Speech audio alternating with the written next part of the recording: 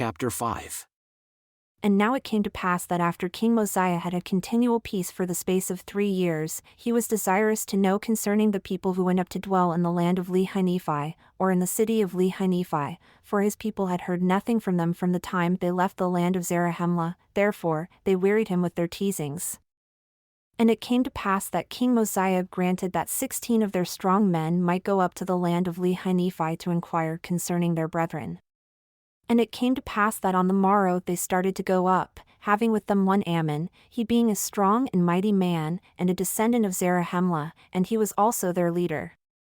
And now they knew not the course they should travel in the wilderness to go up to the land of Lehi-Nephi, therefore they wandered many days in the wilderness, even 40 days did they wander. And when they had wandered 40 days, they came to a hill which is north of the land of Shilom, and there they pitched their tents. And Ammon took 3 of his brethren, and their names were Amaleki, Helem, and Hem, and they went down into the land of Nephi. And behold, they met the king of the people who was in the land of Nephi and in the land of Shilom, and they were surrounded by the king's guard, and were taken, and were bound, and were committed to prison. And it came to pass, when they had been in prison 2 days, they were again brought before the king, and their bands were loosed. And they stood before the king and were permitted, or rather commanded, that they should answer the questions which he should ask them. And he said unto them, Behold, I am Limhi, the son of Noah, who was the son of Zeniff, who came up out of the land of Zarahemla to inherit this land which was the land of their fathers, who was made a king by the voice of the people. And now I desire to know the cause whereby ye were so bold as to come near the walls of the city when I myself was with my guards without the gate. And now for this cause have I suffered that ye should be preserved, that I might inquire of you, or else I should have caused that my guards should have put you to death. Ye are permitted to speak. And now when Ammon saw that he was permitted to speak, he went forth and bowed himself before the king. And rising again, he said, O king, I am very thankful before God this day that I am yet alive and am permitted to speak. And I will endeavor to speak with boldness, for I am assured that if ye had known me, ye would not have suffered that I should have wore these bands. For I am Ammon, and am a descendant of Zarahemla, and have come up out of the land of Zarahemla to inquire concerning our brethren whom Zeniff brought up out of that land. And now it came to pass that after Limhi had heard the words of Ammon, he was exceeding glad and said, Now I know of a surety that my brethren who were in the land of Zarahemla are yet alive. And now I will rejoice, and on the morrow I will cause that my people shall rejoice also. For behold, we are in bondage to the Lamanites and are taxed with a tax which is grievous to be borne. And now behold, our brethren will deliver us out of our bondage, or out of the hands of the Lamanites, and we will be their slaves, for it is better that we be slaves to the Nephites than to pay tribute to the king of the Lamanites. And now King Limhi commanded his guards that they should no more bind Ammon nor his brethren, but caused that they should go to the hill which was north of Shilom and bring their brethren into the city, that thereby they might eat, and drink, and rest themselves from the labors of their journey, for they had suffered many things, they had suffered hunger, thirst, and fatigue.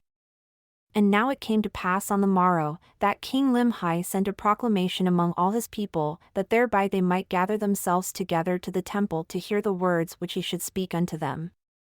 And it came to pass that when they had gathered themselves together, that he spake unto them in this wise, saying, O ye my people, lift up your heads and be comforted. For behold, the time is at hand, or is not far distant, when we shall no longer be in subjection to our enemies, notwithstanding our many strugglings which have been in vain, yet I trust there remaineth an effectual struggle to be made. Therefore, lift up your heads and rejoice, and put your trust in God, and that God who is the God of Abraham, and Isaac, and Jacob, and also that God who brought the children of Israel out of the land of Egypt, and caused that they should walk through the Red Sea on dry ground, and fed them with manna that they might not perish in the wilderness, and many more things did he do for them. And again, that same God has brought our fathers out of the land of Jerusalem, and has kept and preserved his people, even until now. And behold, it is because of our iniquities and abominations that has brought us into bondage. And ye all are witnesses this day that Zeniff, who was made king over this people, he being overzealous to inherit the land of his fathers. Therefore being deceived by the cunning and craftiness of King Laman, who, having entered into a treaty with King Zeniff, and having yielded up into his hands the possessions of a part of the land, or even the city of Lehi-Nephi, and the city of Shiloh, and the land round about, and all this he did for the sole purpose of bringing this people into subjection or into bondage. And behold, we, at this time, do pay tribute to the king of the Lamanites, to the amount of 1/2 of our corn, and our barley, and even all our grain of every kind, and 1/2 of the increase of our flocks and our herds, and even 1/2 of all we have or possess, the king of the Lamanites doth exact of us, or our lives. And now, is not this grievous to be borne? And is not this our affliction great? Now behold, how great reason have we to mourn.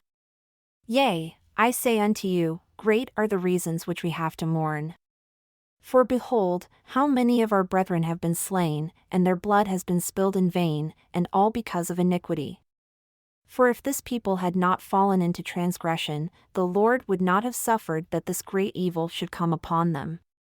But behold, they would not hearken unto his words, but there arose contentions among them, even so much that they did shed blood among themselves. And a prophet of the Lord have they slain, yea, a chosen man of God who told them of their wickedness and abominations, and prophesied of many things which are to come, yea, even the coming of Christ. And because he said unto them that Christ was the God, the Father of all things, and said that he should take upon him the image of man, and it should be the image after which man was created in the beginning, or in other words, he said that man was created after the image of God, and that God should come down among the children of men, and take upon him flesh and blood, and go forth upon the face of the earth, and now because he said this, they did put him to death. And many more things did they do which brought down the wrath of God upon them. Therefore, who wondereth that they are in bondage and that they are smitten with sore afflictions? For behold, the Lord has said, I will not succor my people in the day of their transgression, but I will hedge up their ways, that they prosper not, and their doing shall be as a stumbling block before them. And again he said, If my people shall sow filthiness, they shall reap the chaff thereof in the whirlwind, and the effect thereof is poison. And again he said, If my people shall sow filthiness, they shall reap the east wind, which bringeth immediate destruction. And now behold, the promise of the Lord is fulfilled, and ye are smitten and afflicted. But if ye will turn to the Lord with full purpose of heart, and put your trust in him, and serve him with all diligence of mind, if ye do this, he will, according to his own will and pleasure, deliver you out of bondage. And it came to pass that after King Limhi had made an end of speaking to his people, for he spake many things unto them, and only a few of them have I written in this book, he told his people all the things concerning their brethren who were in the land of Zarahemla. And he caused that Ammon should stand up before the multitude and rehearse unto them all that had happened unto their brethren, from the time that Zeniff went up out of the land even until the time that he himself came up out of the land. And he also rehearsed unto them the last words which King Benjamin had taught them, and explained them to the people of King Limhi so that they might understand all the words which he spake. And it came to pass that after he had done all this, that King Limhi dismissed the multitude and caused that they should return everyone unto his own house. And it came to pass that he caused that the plates, which contained the record of his people from the time that they left the land of Zarahemla, should be brought before Ammon, that he might read them. Now as soon as Ammon had read the record, the king inquired of him to know if he could interpret languages. And Ammon told him that he could not.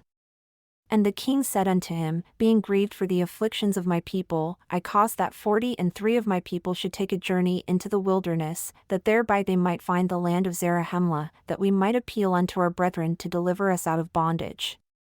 And they were lost in the wilderness for the space of many days, yet they were diligent, and found not the land of Zarahemla but returned to this land, having travelled in a land among many waters, having discovered a land which was covered with bones of men and of beasts, etc., and was also covered with ruins of buildings of every kind, having discovered a land which had been peopled with a people who were as numerous as the hosts of Israel. And for a testimony that the things that they have said are true, they have brought 24 plates which are filled with engravings, and they are of pure gold. And behold also, they have brought breastplates which are large, and they are of brass and of copper, and are perfectly sound. And again they have brought swords, the hilts thereof have perished, and the blades thereof were cankered with rust. And there is no one in the land that is able to interpret the language or the engravings that are on the plates. Therefore, I said unto thee, Canst thou translate? And I say unto thee again, Knowest thou of anyone that can translate? For I am desirous that these records should be translated into our language, for perhaps they will give us a knowledge of a remnant of the people who have been destroyed, from whence these records came. Or perhaps they will give us a knowledge of this very people who have been destroyed. And I am desirous to know the cause of their destruction. Now Ammon said unto him, I can assuredly tell thee, O king, of a man that can translate the records, for he has wherewith that he can look and translate all records that are of ancient date, and it is a gift from God. And the things are called interpreters, and no man can look in them except he be commanded, lest he should look for that he ought not and he should perish. And whosoever is commanded to look in them, the same is called seer. And behold, the king of the people who is in the land of Zarahemla is the man that is commanded to do these things, and who has this high gift from God. And the king said that a seer is greater than a prophet. And Ammon said that a seer is a revelator and a prophet also. And a gift which is greater can no man have, except he should possess the power of God, which no man can, yet a man may have great power given him from God. But a seer can know of things which have passed, and also of things which are to come. And by them shall all things be revealed, or rather shall secret things be made manifest, and hidden things shall come to light, and things which are not known shall be made known by them, and also things shall be made known by them which otherwise could not be known.